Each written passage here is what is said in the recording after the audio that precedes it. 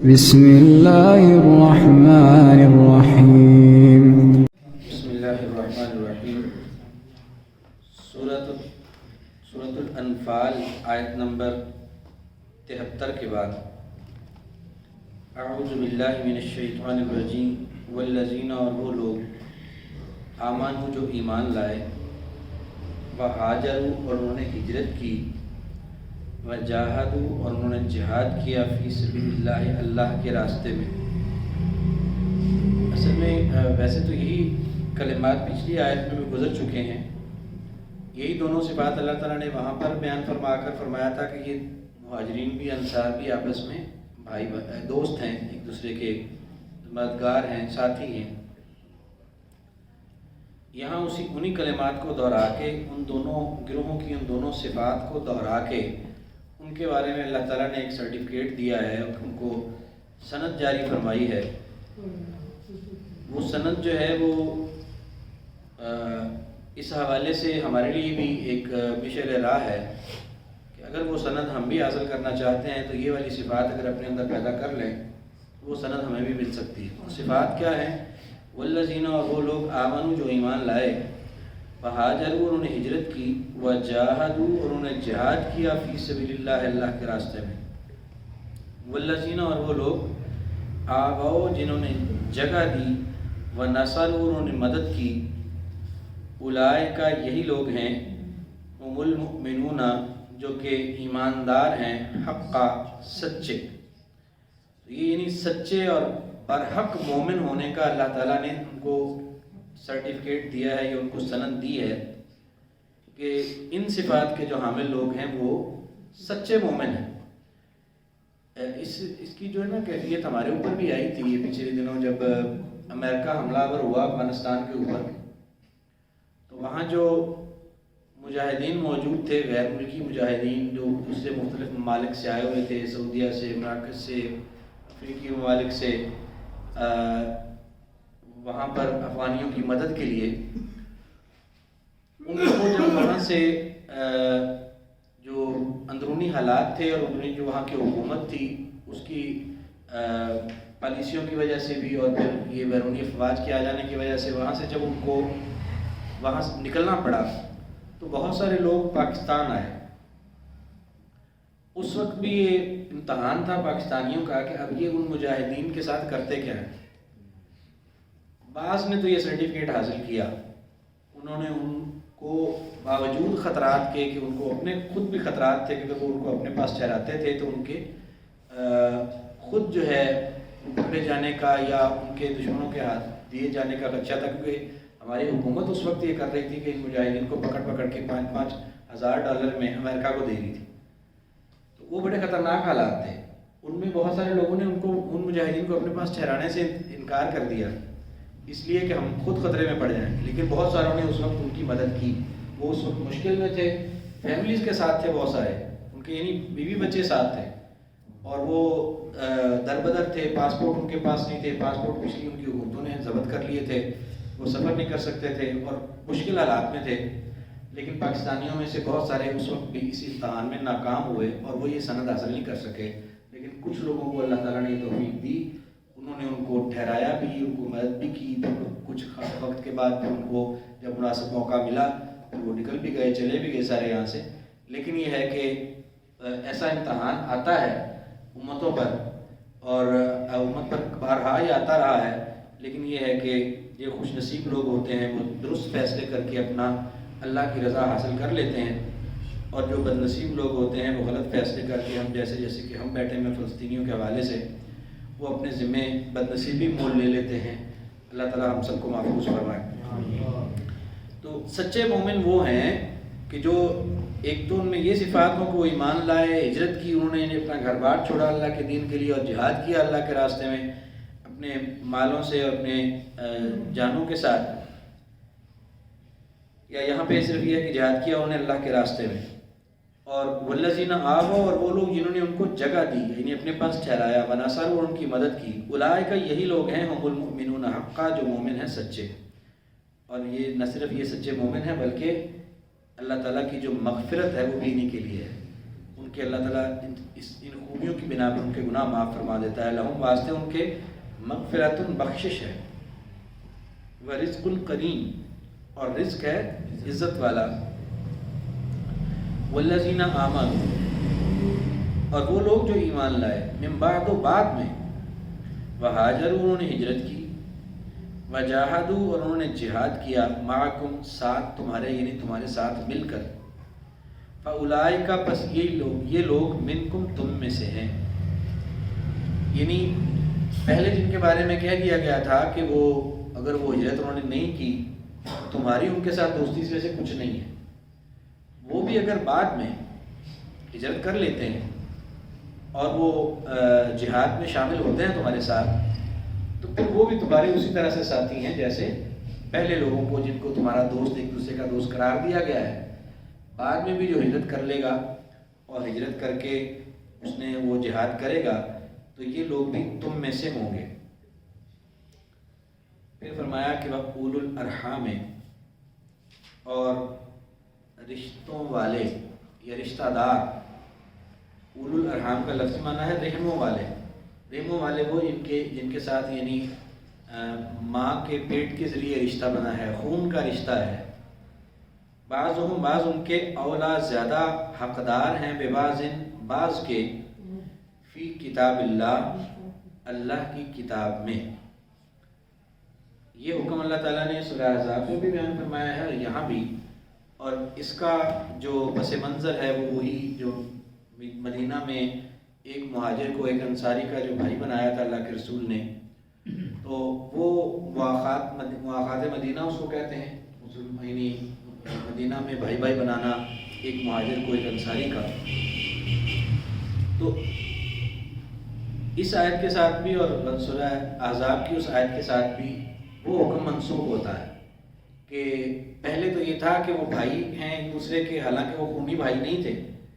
یعنی مہاجر جو ہے وہ کوئی اور کسی قبیلے سے ہے، انصاری جو ہے وہ کسی اور قبیلے سے ہے، لیکن مسلمان ہونے کی بنا پر جب ان کو بھائی بنا دیا گیا، ان کا رشتہ اس طرح سے آپس میں استوار کر دیا گیا کہ اگر ایک مہاجر فوت ہوگا تو اس کی جائیداد کا وارث انصاری بنے گا، انصاری فوت ہوگا تو اس کی جائیداد کا وارث مہاجر بھائی بنے گا. تو یہ ایک عارضی رشتہ تھا جو اس طرح سے اللہ تعالیٰ نے قائم کیا تھا. وہ جب پھر حالات مناسب ہو گئے کہ وہ اپنے پاؤں پر کھڑے ہونے والے ہو گئے جو مہاجرین تھے اور ان کے معاشی حالات جو ہے وہ مستحکم ہو گئے، تو اس کے بعد اللہ تعالیٰ نے وہ ختم کر دیا اور یہ فرما دیا کہ اب جو رشتہ دار ہوں گے وہ ایک دوسرے کے زیادہ حقدار ہوں گے وراثت میں. پہلے تو یہ تھا کہ مہاجر انصاری کا اور انصاری مہاجر کا ہوگا، لیکن اب نہیں. اب جو ہے جو خونی رشتہ دار ہیں وہی ایک دوسرے کے زیادہ حقدار ہیں وراثت کے. اب اگر مہاجر فوت ہوگا تو مہاجر کے جو رشتہ دار ہوں گے وہ حقدار ہوں گے.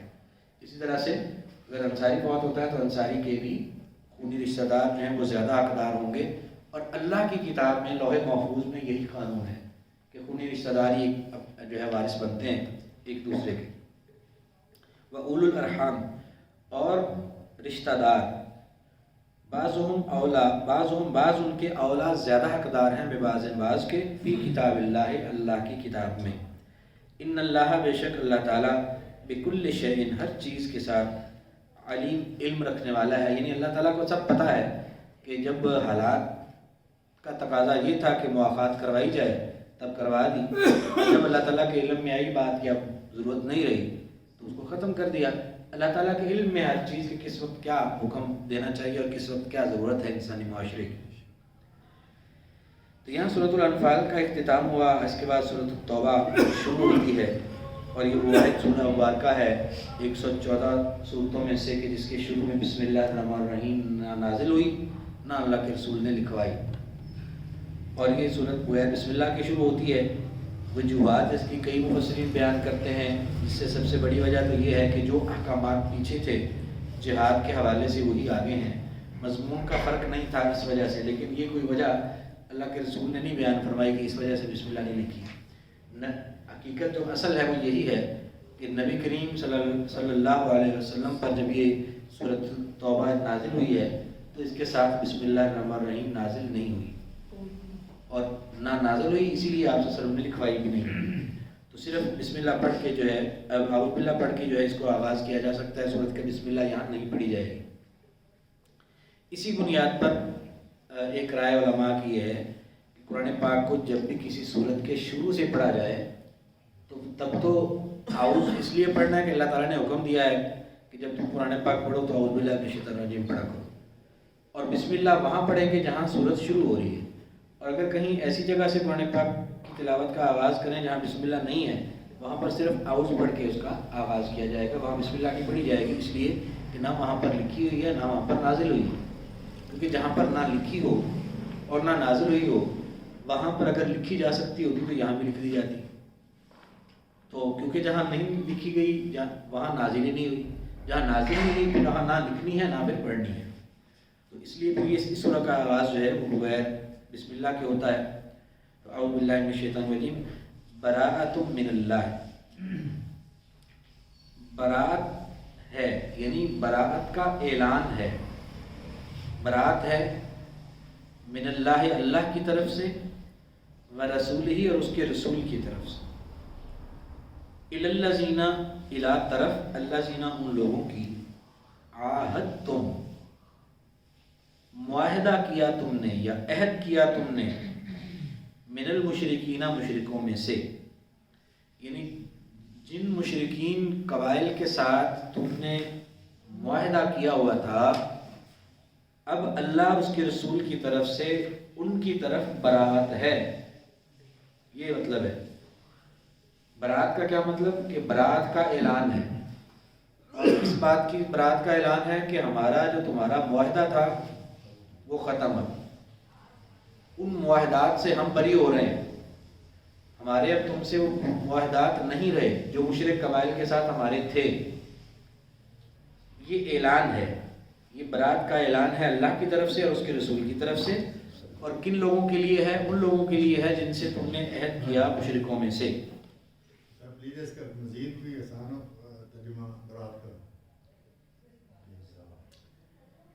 بری ہونا اردو میں استعمال تو ہوتا ہے کہ ہم آپ سے بری ہیں، ہمارا کوئی ذمہ داری نہیں ہے تمہارے حوالے سے، اس کو اسی کو برات کہا جاتا ہے. اور اس سے بری ہونا ہی کہہ سکتے ہیں کہ بری ہونے کا اعلان ہے.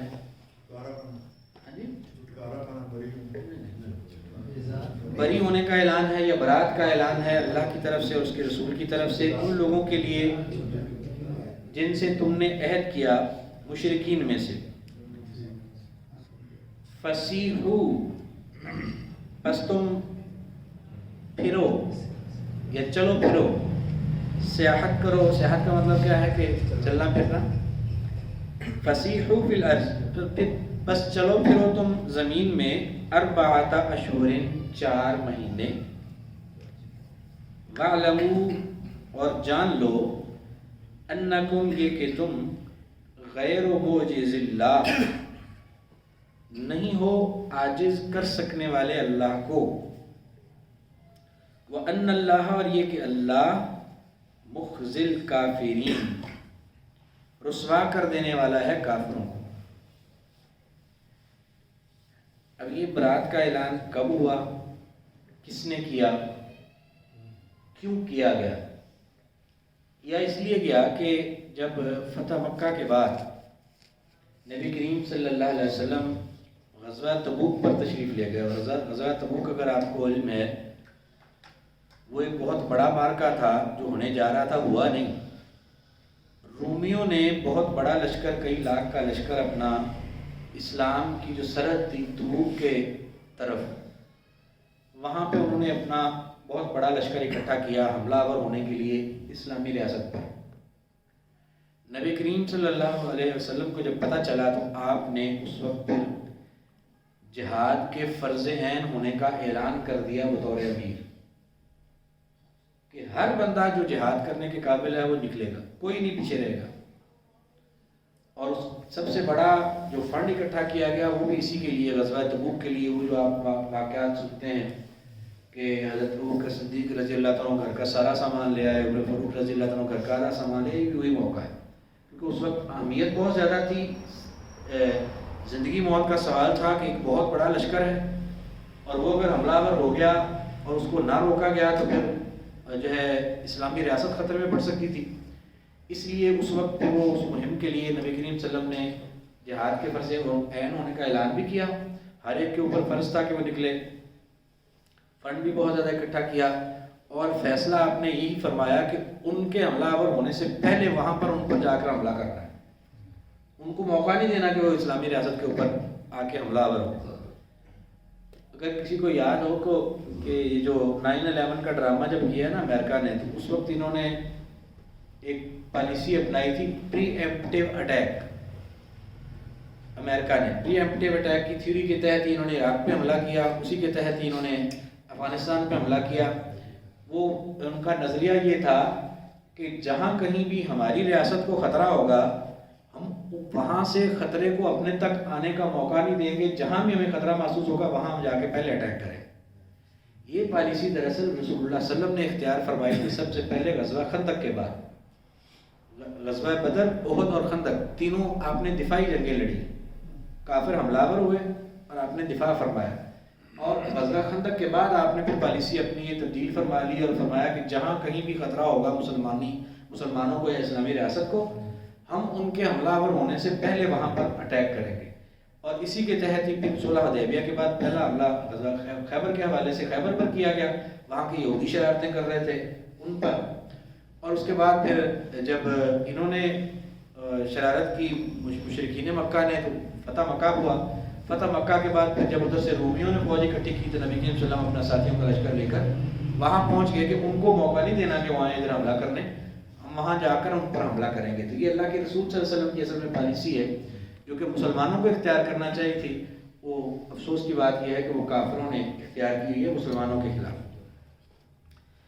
اس حملہ کرنے کے لیے آپ صلی اللہ علیہ وسلم نے اپنا لشکر جتنا تھا وہ تیار کیا اور گئے، اور دہشت اتنی تھی نبی کریم صلی اللہ علیہ وسلم اور آپ کے ساتھیوں کے اس لشکر کی، اور ان کے لیے کیونکہ یہ آپ کو خبر جاسوسوں کے ذریعے سے ہوئی تھی، ان کو نہیں پتا تھا کہ آپ لوگ آپ صلی اللہ علیہ وسلم اور آپ کے ساتھی تیاری کر کے جو ہے وہ آ رہے ہیں، اور جب تیاری کر کے روانگی کا لشکر کا ان کو پتہ چلا کہ لشکر آ گیا ہے، اور وہ لوگ پہلے بھاگ گئے۔ اس فوج کو جو کہ کئی لاکھ تھی، ان کی جرت نہیں رہی وہاں رکنے کی، اور وہ خوف زدہ ہو کر ویسے تتر بتر ہو گئے، اور نبی کریم صلی اللہ علیہ وسلم اور آپ کے ساتھی وہاں پہنچے۔ بہت لمبا سفر تھا، شدید گرمی کا موسم تھا، بڑے مشکل حالات تھے، لیکن تقاضا حالات کا جو تھا بس اس کو نبھانا ہوتا ہے۔ پھر یہ نہیں دیکھا جاتا کہ معاشی حالات کیا ہیں اور معاملات کیا ہیں، کیونکہ اس وقت معاشی حالات کی کیا کیفیت تھی کہ جو کھجور کی فصل سالانہ آتی تھی مدینہ میں، اسی پر ساری معیشت کا انحصار تھا مدینہ کی ساری بستی کا، وہ پکی گڑی تھی۔ اور ایسے ہی ہے جیسے گندم بالکل کٹائی کے لیے تیار ہو اور سارے کسان جہاد پر چلے جائیں تو پیچھے سے گندم کا کیا بنے گا؟ تو یہی حال وہاں پہ مدینہ منورہ میں تھا، اور اس وقت ان حالات میں چھوڑ کر جانا، اس کو جیش الاسرا بھی کہا جاتا ہے، تنگ دستی کا لشکر، کہ حالات بہت تنگ دستی کے تھے۔ پچھلے سال کی ساری خوراک ختم ہو چکی تھی، اگلے سال کی فصل پک چکی تھی، آنے والی تھی، اس کی انتہائی ضرورت تھی، لیکن وہ سب چیز کو نظر انداز کر کے باوجود تنگی ترشی اور فاقوں کے وہ لشکر گیا۔ اور پھر جب وہاں پہ وہ بھاگ گئے، آپ صلی اللہ علیہ وسلم آپ کے ساتھی پھر کئی دن وہاں پر قیام کیا، ان پر دہشت اور رعب مزید بڑھانے کے لیے ٹھہرے وہاں پر، تاکہ لوگوں کو پتہ چلے کہ وہ کافر بھاگے ہیں اور یہ مسلمان وہاں پر آ کر کھڑے ہیں ان کے انتظار میں۔ تو پھر آپ صلی اللہ علیہ وسلم اپنے ساتھیوں کو لے کر واپس تشریف لائے۔ تو اس دوران اصل میں بات میں یعنی غزوہ تبوک کی طرف چل پڑی۔ اس دوران ہوا کیا کہ جب کافروں کو، منافقوں کو، سب کو جو ارد گرد کے قبائل تھے نا یہاں پہ مشرکین، ان سب کو پتہ تھا کہ آپ صلی اللہ علیہ وسلم کے ساتھی جا رہے ہیں، وہاں پر لاکھوں کی فوج آ گئی ہے اور یہ ان سے لڑنے جا رہے ہیں۔ ان کو اپنی طرف سے 100% امید تھی کہ مسلمان اب تو گئے، اب ان کا رومیوں سے مقابلہ ہے۔ روم ایک سلطنت تھی بہت بڑی، دو ہی تو اس وقت سپر پاورز تھی، روم اور فارس۔ روم کی سپر پاور کے ساتھ اس وقت کی ایک مقابلہ تھا، اور یہ تھوڑے سے اور تنگ دست لوگ جو تھے یہ گئے تھے مقابلے کے لیے۔ تو ان مشرکین کا جو معاہدے کیے ہوئے تھے جنہوں نے مسلمانوں کے ساتھ، ان سب کو توقع یہ تھی کہ یہ مسلمان اب واپس نہیں آتے سے ددلا، لہذا وہ جتنا عرصہ لگا اس دوران انہوں نے ان معاہدوں کی پاسداری نہیں کی، ان کی خلاف ورزیاں کی اکثر قبائل۔ تو واپس آ کر پھر آپ صلی اللہ علیہ وسلم نے، یہ بھی یعنی ایک وسعت ہے اور فراخی ہے دین کی کہ ایسا نہیں کیا گیا کہ واپس آ کر آپ صلی اللہ علیہ وسلم نے وہ لشکر تو تھا ہی آ کے سیدھے قبائل کے اوپر چڑھائی کر دی ہو کہ ہاں بھی تم نے وعدے توڑے ہیں، ایسا نہیں کیا، بلکہ یہ طریقہ اختیار کیا۔ یہ سن 9 ہجری کا واقعہ ہے کہ جب پہلا حج اسلام کا ہوا ہے۔ اس سے پہلے حج نہیں ہوا تھا اب اسلام میں، کیوں مکہ فتح نہیں ہوا تھا۔ سن 8 ہجری میں مکہ فتح ہوا اور سن 9 ہجری میں پہلے حج کے لیے نبی کریم صلی اللہ علیہ وسلم نے 10 ہجری میں مکہ فتح۔ آپ ذرا ٹھیک کریں اپنی تاریخ کو نا جی، سن 8 ہجری میں ہوا۔ اچھا، سن 9 ہجری کا جو تھا نا حج، اس کے لیے رسول اللہ صلی اللہ علیہ وسلم نے ابوبکر صدیق رضی اللہ عنہ کو امیر حج بنا کے بھیجا، یعنی پہلے حج پہ آپ صلی اللہ علیہ وسلم خود تشریف نہیں لے گئے۔ وجہ کیا تھی کہ وہاں پر ابھی مشرکین رہ رہے تھے اور وہ جو حج کے دوران وہی ننگی عبادتیں اور ان کے وہ تماشے وہ ویسے ہی چلتے تھے۔ آپ صلی اللہ علیہ وسلم نے پسند نہیں فرمایا جانا، آپ نے ابوبکر صدیق رضی اللہ عنہ کو بھیجا امیر حج بنا کے، اور پہلا حج تھا اسلام کا، اور وہاں جا کر پھر آپ کو یہ ان کے ذمے کام لگا تھا کہ آپ نے وہاں جا کر حج کے موقع پر چاروں طرف سے پورے عرب سے لوگ آئے ہوئے ہوتے ہیں، تو وہاں پر یہ اعلان کرنا ہے۔ اور یہ اعلان پھر ابوبکر صدیق رضی اللہ تعالیٰ عنہ نے اور ان کے ساتھیوں نے مل کر وہاں پر پورے جو منا کے میدان میں وہ یہ کیا سن 10 یعنی 9 ہجری کی 10 ذی الحج کو، جو یعنی قربانی والا دن ہوتا ہے، یوم النحر جو ہوتا ہے، اس دن یہ پوری دنیا سے آئے ہوئے جو لوگ تھے وہاں پر، ان میں یہ اعلان کیا گیا کہ اللہ اور اس کے رسول کی طرف سے اب برات کا اعلان ہے ان مشرکوں کے ساتھ جن کی طرف معاہدہ ہوا تھا، اور اب سے وہ سب ان کے ساتھ معاہدات ختم ہیں، اور ہم فوری طور پہ ختم کر کے تم پہ حملہ آور نہیں ہوں گے۔ 4 مہینے کی مہلت دے رہے ہیں کہ 4 مہینے تک اپنا بندوبست کر لو، یا تو مسلمان ہو جاؤ یا پھر یہ علاقہ چھوڑ دو، نکل جاؤ۔ تو ان کو 4 ماہ کی مہلت دی گئی۔ وہ یہاں پر بیان ہوئی ہے کہ فسیحوا فی الارض 4 اشہر، بس چلو پھر وہ زمین میں 8 مہینے 4 اشہر 4 مہینے، وَاعْلَمُوا اور جان لو انکم یہ کہ تم غیر معجز اللہ نہیں ہو عاجز کرنے والے اللہ کو، وَأَنَّ اللَّهَ اور یہ کہ اللہ تعالیٰ مخزی رسوا کرنے والا ہے الکافرین کافروں کو۔ یہ اصل میں اس بات کی طرف اشارہ ہے کہ اگر تم کفر پر رہے تو پھر تمہیں ذلیل ہونا پڑے گا اور تم اللہ کو بے بس نہیں کر سکو گے، تم اللہ تعالیٰ کے مقابلے میں اللہ کے بندوں کے مقابلے میں ٹھہر نہیں سکو گے، اور تمہیں ذلت اور رسوائی کا سامنا کرنا پڑے گا۔ اور یہ بھی اس بات کی طرف ان کو نفسیاتی طور پہ اشارہ دینا تھا کہ تمہیں تمہارا اسلام لانے میں ہی تمہاری بچت ہے تاکہ وہ مسلمان ہو جائے۔ وَأَذَانٌ مِّنَ اللَّهِ، پڑھ لیں گے ایک آیت یا بس کریں؟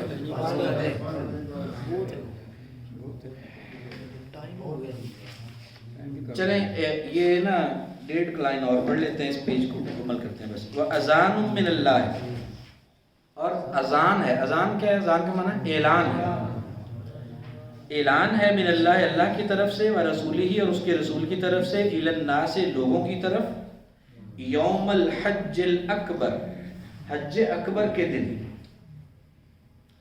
کیا اعلان ہے؟ ان اللہ یہ کہ اللہ بری ذمہ ہے، من المشرکین مشرکوں سے، ورسولہ اور اس کا رسول بھی۔ تو اعلان یہ کیا گیا کہ اللہ اور اس کا رسول وہ بری ذمہ ہیں مشرکوں سے، اور یہ اعلان ہوا حج اکبر کے دن۔ یہ حج اکبر والا کنسیپٹ جو ہمارے ہاں ہے نا وہ غلط ہے۔ ہمارے ہاں حج اکبر کہا جاتا ہے جی کہ جب جمعے والے دن جو حج آ جائے نا وہ حج اکبر ہے، جبکہ یہ جو حج اکبر ہے یہ اس سے مراد یہ ہے کہ جو یعنی 10 ذی الحج ہے، یوم النحر ہے، وہ حج اکبر ہے۔ جو عمرہ ہے وہ حج اصغر ہے، عمرہ حج اصغر ہے، عمرہ بھی حج ہے لیکن وہ حج اصغر ہے، اور جو یعنی حج ہے جو 10 ذی الحج کو ہوتا ہے وہ حج اکبر ہے۔ تو اس طرح سے یعنی ویسے دین کے جو ہمارے مناسک ہیں ان میں ہم حج کا دن کہتے ہیں 9 ذی الحج کو، یوم عرفہ، جس دن حج کا خطبہ ہوتا ہے، لیکن اس وقت کا جو اعلان ہوا وہ 9 ذو الحج کو نہیں ہوا، وہ 10 ذو الحج کو یوم النحر والے دن ہوا ہے، اور اسے ہی جو ہے یہ حج اکبر کہا گیا ہے 10 ذو الحج کو، جس دن اعلان ہوا تھا۔ تو البتہ جو حج اکبر اور حج اصغر کا حقیقی تصور ہے وہ یہی ہے کہ جو حج ہے، جو 9 ذو الحج کو جس کا خطبہ ہوتا ہے ہمارے مناسک کے مطابق، وہ حج اکبر ہے، اور جو عمرہ ہے وہ حج اصغر ہے۔ اور جمعے والے دن جو اب حج ہو اور وہ حج اکبر ہے، یہ تصور ہمارے ہاں پایا ضرور جاتا ہے، لیکن اس کی کوئی شرعی دلیل یا شرعی اس کی کسی قسم کی کوئی اس کا ثبوت نہیں۔ تو یہاں تک کہ سبق ہے جی آج کا، اس کو دہرا لیں۔ اعوذ باللہ من الشیطان الرجیم۔ والذین آمنوا، اور وہ لوگ جو ایمان لائے، وہاجروا، اور انہوں نے ہجرت کی، وجاہدوا، اور انہوں نے جہاد کیا، فی سبیل اللہ، اللہ کے راستے میں، والذین، اور وہ لوگ آووا، جنہوں نے جگہ دی، ونصروا، اور انہوں نے مدد کی، اولئک، یہی لوگ ہیں، ہم المؤمنون، جو کہ ایماندار ہیں، حقا، سچے، لہم، واسطے ان کے، مغفرت، بخشش ہے، ورزق کریم، اور رزق ہے عزت والا۔ والذین آمنوا، اور وہ لوگ جو ایمان لائے، من بعد، بعد میں، وہاجروا، اور ہجرت کی انہوں نے، وجاہدوا، اور جہاد کیا انہوں نے، معکم، ساتھ تمہارے، فاولئک، پس یہ لوگ، منکم، تم میں سے ہیں، واولو الارحام، اور رشتہ دار، بعضهم، بعض ان کے، اولا، زیادہ حقدار ہیں، ببعض، بعض کے، فی کتاب اللہ، اللہ کی کتاب میں، ان اللہ، بے شک اللہ، بکل شیء، ہر چیز کے ساتھ، علیم، جاننے والا ہے۔